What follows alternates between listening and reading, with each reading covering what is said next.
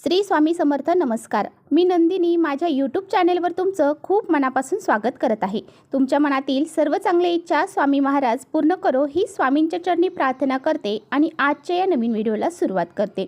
तर पहा, उद्या वार आहे मंगळवार आणि या दिवशी आलेली आहे निर्जला एकादशी. सर्व एकादशींमध्ये निर्जला व्रत म्हणजे निर्जला एकादशीचं जे व्रत आहे तर ते सर्वात कठीण व्रत मानलं जातं. ज्येष्ठ मासातील शुक्ल पक्षातील एकादशी तिथीला निर्जला एकादशी व्रत हे जे आहे तर ते पाळलं जातं.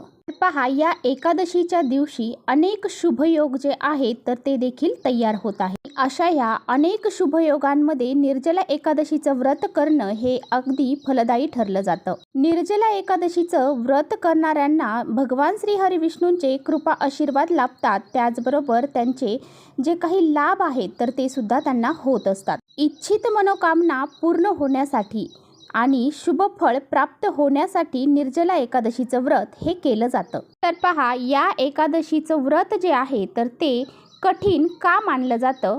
तर पहा, ही जी एकादशी आहे तिच्या नावामध्येच निर्जला हे नाव आहे. त्यामुळे जे बी भक्त ह्या एकादशीचं व्रत करतात ते पाणी देखील ग्रहण करत नाही. म्हणूनच या एकादशीला सर्वात कठीण एकादशी म्हणून ओळखलं जातं. तर पहा, पांडवांपैकी भीम जे आहे तर त्यांनी हे जे व्रत आहे तर ते केलं होतं आणि कठीण तपश्चर्या करून या व्रताचे फळ हे प्राप्त केले होते. पहा, म्हणूनच या एकादशीला भीमसेन एकादशी असंही म्हटलं जातं.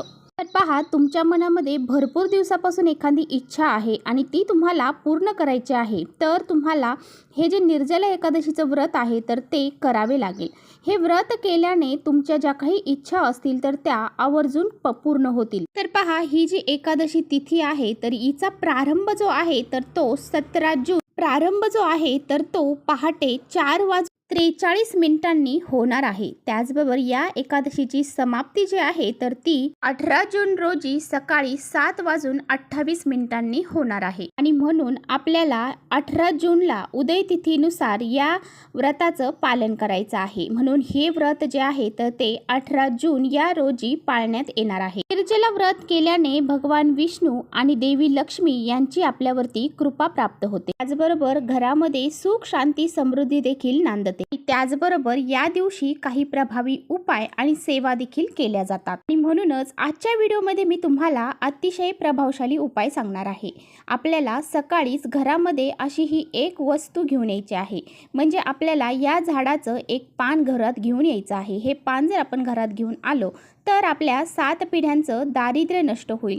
त्याचबरोबर आपली जी काही इच्छा आहे तर ती कठीणातील कठीण इच्छा अगदी 1 दिवसामध्ये पूर्ण होईल. असा हा अत्यंत प्रभावशाली उपाय कसा करायचा आहे, कोणतं पान आपल्याला घरामध्ये घेऊन यायचं आहे, त्याचं काय करायचं आहे याबद्दल आजच्या व्हिडिओमध्ये मी तुम्हाला सविस्तर सांगणार आहे. त्यामुळे तुम्ही व्हिडिओ कुठेही स्किप न करता शेवटपर्यंत नक्की बघा, जेणेकरून तुमच्यापर्यंत योग्य ती माहिती पोहोचेल. आपल्या चॅनलवर जर नवीन असाल तर चॅनलला लगेच सबस्क्राईब करा आणि असेच माहितीपूर्ण व्हिडिओ पाहण्यासाठी बेल आयकॉनलाही प्रेस करा.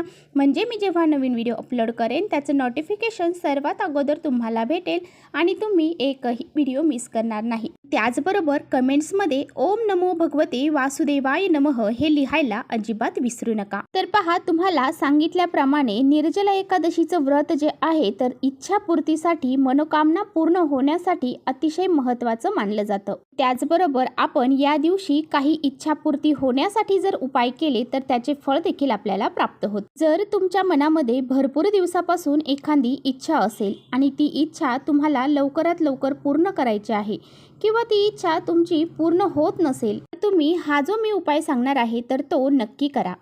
आपल्या प्रत्येकाच्या मनामध्ये काही ना काही इच्छा असतात. माझ्यापासून तर तुमच्यापर्यंत प्रत्येकाच्या मनात काही ना काही इच्छा ह्या असतातच आणि त्या इच्छा पूर्ण करण्यासाठी आपण खूप सारे कष्ट करतो, मेहनत करतो, परंतु एवढे कष्ट मेहनत करून देखील आपल्या इच्छा ह्या पूर्ण होत नाही. अशा वेळी आपल्याला जर अशा विशिष्ट तिथींना जर आपण असे विशिष्ट उपाय जर केले तर त्याचे फळ हे आपल्याला प्राप्त होत असते. आणि म्हणूनच आपल्याला हा जो उपाय आहे तर तो करायचा आहे। हा उपाय केल्याने तुमच्या घरातील सर्व दारिद्र्य आणि गरिबी ही दूर होऊन जाईल। तर पहा आपल्याला उपाय काय करायचा आहे। एकादशी तिथीला तुम्हाला सकाळी लवकर उठायचं आहे, स्नान करायचं आहे। त्याचबरोबर तुम्हाला जर शक्य असेल तर तुमच्याकडे पिवळे कपडे असतील तर ते पिवळे कपडे तुम्ही परिधान करायचे आहेत। त्याचबरोबर आपल्या देवघरामध्ये जी भगवान श्री हरी विष्णूंची मूर्ती असेल तर त्यावरती तुम्हाला पंचामृताने अभिषेक देखील करायचा आहे। जर नसेल तर सगळ्यांच्या घरामध्ये बाळकृष्ण असतात, मग त्यांच्यावरती जरी तुम्ही अभिषेक केला तरी सुद्धा चालेल। त्यानंतर भगवान श्री हरी विष्णूंची विधिवत पूजा करायची आहे, त्याबरोबर माता लक्ष्मीची बी करायची आहे।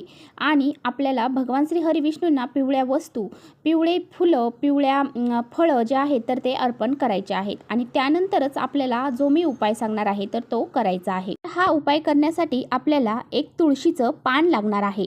हे जे तुळशीचं पान आहे तर तुम्हाला ते आदल्या दिवशीच तोडून ठेवायचं आहे।